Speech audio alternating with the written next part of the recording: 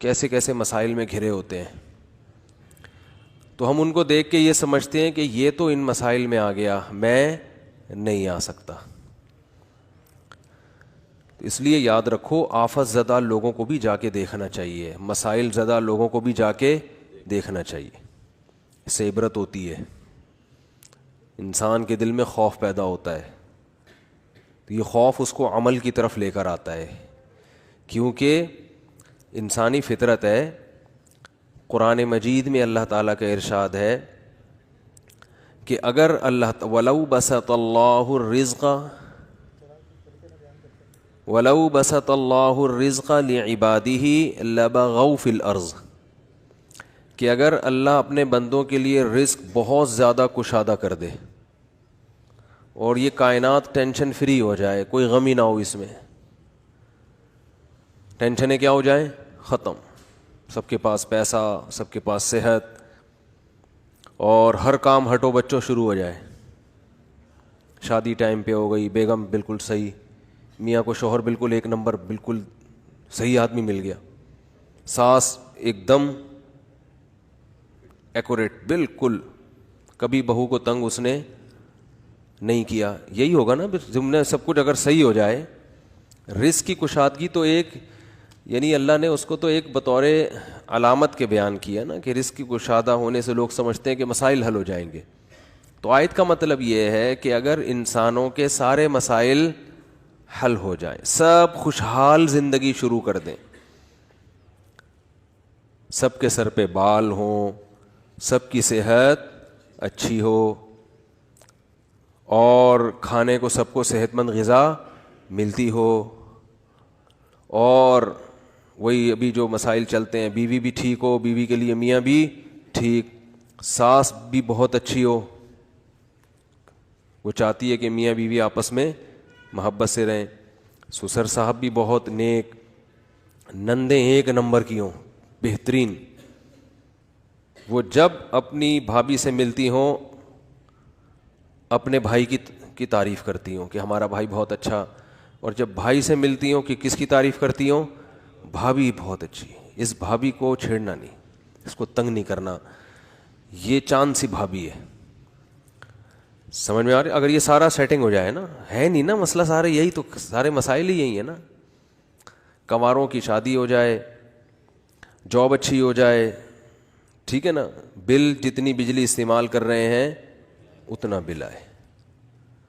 سمجھ رہے ہو کہ نہیں سمجھ رہے؟ ایف آئی آر کٹوانی ہے، آپ گئے، چور کا نام بتاؤ، ایف آئی آر کٹ گئے 2 منٹ میں، اگلے دن چور عدالت میں، آپ نے کیس کیا، آپ کو آپ کے پیسے مل گئے، چور کو سزا ہوئی، سزا کے بعد وہ باعزت بری ہو گیا، لیکن سزا کے بعد۔ تو یہ اگر نظام ہو جائے، اللہ فرما رہے ہیں کہ یہ سیٹ اپ ہو جائے، ہر چیز کیا ہو، ہٹو بچوں۔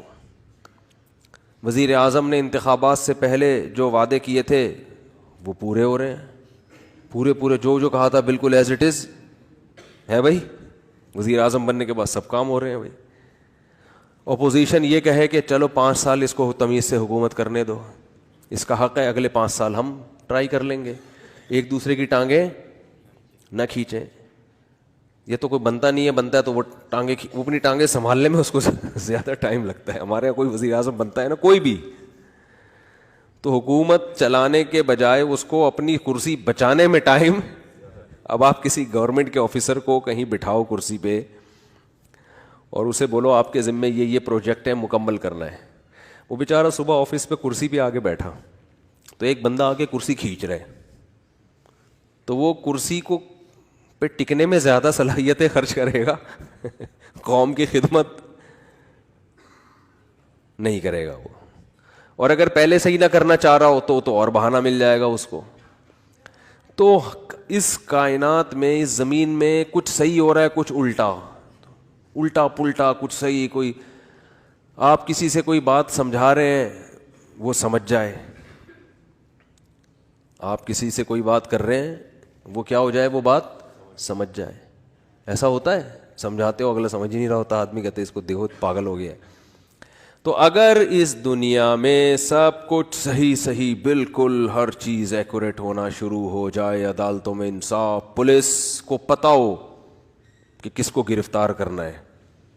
ٹھیک ہے نا, پولیس کو پتہ چل جائے کہ یہاں ڈکیتی ہونے والی ہے, ہم نے یہاں پہلے سے پہنچ جانا ہے, اور پولیس دیکھ کے آپ کو اندازہ ہو جائے کہ یہ جگہ محفوظ ہے, یہاں پر ہم بیٹھ کے چائے پی سکتے ہیں, یہاں کچھ نہیں ہوگا.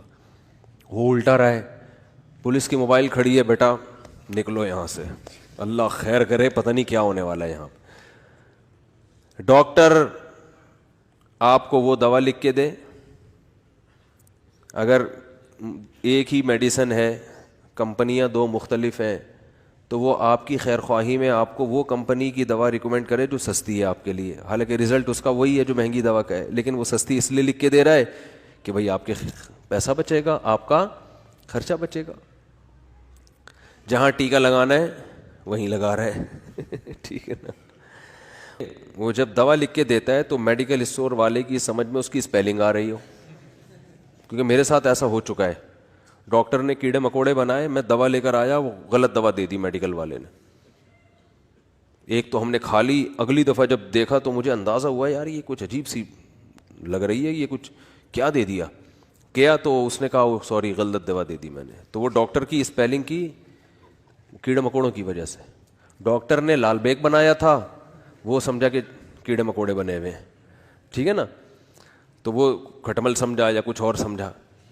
تو ہر چیز اگر تمیز سے ہو, نہ جعلی حکیم ہو, اور ڈاکٹر بھی بالکل فٹ فاٹ, حکمران بھی, فوج بھی اپنی ذمہ داریاں 100% پوری کر رہی ہو, اس میں بھی کرپشن بالکل بھی نہ ہو, ایک دم ہٹو بچو ہوگا, تو پتہ ہے کیا ہوگا, نظام عالم تباہ ہو جائے گا. اللہ فرماتے ہیں ہوگا یہ, لبغوا فی الارض, مجھے سب بھول جائیں گے. مجھے بھول جائیں گے, میرا انکار بھی ہوگا, میرے پیغمبروں کا انکار بھی ہوگا, میری کتابوں کا بھی انکار ہوگا. نماز روزہ ختم, حج ختم, اللہ سے دعائیں مانگنا ختم. لبغوا فی الارض, زمین میں سب اللہ کے باغی بن جائیں گے. سمجھتے ہو گے نہیں سمجھتے؟ اس لیے آپ چاہتے ہو کہ ٹینشنیں ختم ہو جائے, اللہ کہتے ہیں یہ تو نہیں ختم ہوگی, مجھے تو کوئی مانے گا ہی نہیں. پھر ٹینشن میں ہی تو اللہ یاد آتا ہے, پیٹ بھرموں کو اللہ تھوڑی یاد آتا ہے. تو لبغوا فی الارض, زمین میں سب کیا کریں گے, اللہ کی نافرمانی. یہ بات پتہ نہیں کس بات پہ شروع کی تھی, یہاں کہاں سے آ گئی. ہاں, تو میں یہ عرض کر رہا تھا کہ اللہ نے قرآن میں ارشاد فرمایا کہ تم یہ سمجھتے ہو کہ آج اچھے ہو تو کل بھی اچھے رہو گے, یہ ضروری نہیں ہے. تو مصائب ہیں, مصیبتیں ہیں, کچھ بھی ہو سکتا ہے مستقبل میں, اللہ بچائے, فالج بھی ہو سکتا ہے, کڈنی فیل ہو گیا, مالدار تھے غریب ہو گئے, گھر میں محبت تھی لڑائیاں شروع ہو گئیں, بے روزگار ہو گئے, صحت تباہ ہو گئی, جانی دشمنیاں پیدا ہو گئیں, کچھ بھی ہو سکتا ہے. اور اس خوش فہمی میں مت رہو کہ آج اچھی حالت میں ہو تو کل بھی لازمی اچھی حالت میں رہو گے, کیونکہ ام لکم کتاب فیہ تدرسون, کیا تم نے کسی کتاب میں پڑھا ہے کہ ہم تمہارے ساتھ اچھا ہی ہوتا رہے گا, یا ہم نے قسمیں اٹھائی ہوئی ہیں تم سے, قسمیں لی ہوئی ہیں قیامت تک کے لیے کہ تم اچھے ہی رہو گے. اللہ فرماتے ہیں ایسا بولو بھائی نہیں ہے. تو اچھا یہ تو بات آ گئی, تو ایک چھوٹی سی بات یہ بھی کہتا چلوں کہ دیکھو اس سے پتہ چلتا ہے کہ غموں کے ساتھ سمجھوتا کر لینے کی ضرورت ہے. یہ جو ہم یہ چاہتے ہیں نا میری ہر ٹینشن دور ہو لازمی, یہ بات ہی غلط ہے. اگر کوئی آپ کو سکون کا یہ نسخہ بتائے کہ آپ کے سارے مسائل ٹھیک ہو جائیں اور ٹھیک کرنے میں لگے رہیں تاکہ آپ کو سکون ملے, ٹھیک کرتے کرتے زندگی تباہ ہو جائے گی, مسائل ٹھیک نہیں ہوں گے. انہی مسئلوں میں ہی خوش رہنا ہے. سمجھ رہے ہو کہ نہیں سمجھ رہے؟ تو مسئلوں میں خوش رہنے کے شریعت نے بہت سے طریقے بتائے ہیں. ایک طریقہ کیا ہے, اپنے سے کمتر کو دیکھا جائے, اپنے سے کمتر کو. میرے پاس خواتین کہتی ہیں میاں ایسا میاں ویسا, میں نے کہا چرس تو نہیں پیتا میاں آپ کا؟ نہیں بھائی چرسی نہیں, اللہ کا شکر ہے چرسی نہیں ہے, شکر ادا کرو چرس نہیں پی رہا. ٹھیک ہے نا. میاں کیا ہوتے ہیں آج کل بہت سے, بولو نا, چرسی بھی ہوتے ہیں. بھائی میاں ٹائم نہیں دیتا، وہ بھائی رات کو تو گھر میں آ جاتا ہے نا، ہاں رات کو آ جاتا ہے، باقی سارا دن دوستوں میں بیٹھا رہتا ہے۔ ایسے ایسے میاں بھی ہیں آوارہ گردی میں ہی لگے رہتے ہیں، رات بھی گھر میں بیگم کو ٹائم بولو نا نہیں دیتے، تو اپنے سے کمتر کو دیکھو نا۔ میرے میاں جو ہے نا وہ خرچہ نہیں اٹھاتے، او بھائی بنیادی نان نفقہ مل رہا ہے، روٹی، دوپہر کا کھانا، رات کا، وہ خاتون کہتی ہے نہیں نہیں صرف یہی تھوڑی ہوتا ہے، مجھے پتا ہے یہی نہیں ہوتا، لیکن بہت سے یہ بھی نہیں کر رہے ہوتے، بہت سے یہ بھی نہیں کر رہے ہوتے۔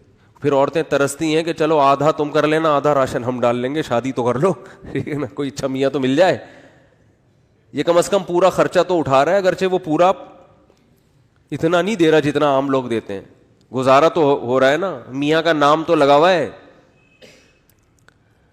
ساس کے مسئلے بہت گھروں میں، ساس یہ کرتی ہے، ساس وہ کرتی ہے، تو میں بتاتا ہوں ساسیں تو اس سے بھی زیادہ خطرناک ہوتی ہیں۔